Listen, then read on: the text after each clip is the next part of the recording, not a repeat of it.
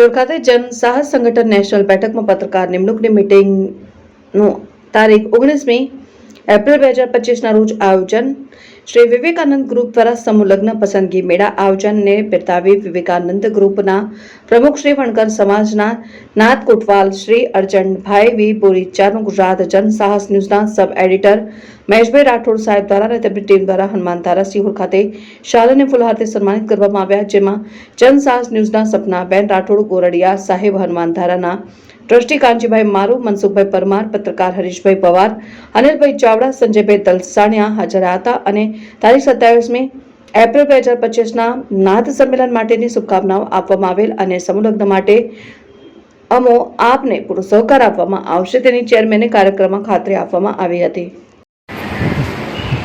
નમસ્કાર. આજરોજ ભાવનગર જિલ્લાના સિહોર તાલુકામાં ભગવાન શ્રી નાથરામ શ્રી બજરંગબલીના મંદિરે ભવનમાં પત્રકારોની નિમણૂકનો કાર્યક્રમ રાખવામાં આવેલો.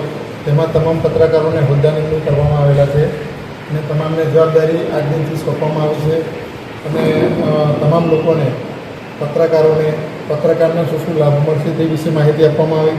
આવનારા સમયની અંદર સિહોર તાલુકાની અંદર વિશાળ પ્રમાણમાં મિટિંગ મોટી સંખ્યામાં ટીમ બનશે તેવી હું આશા રાખું છું.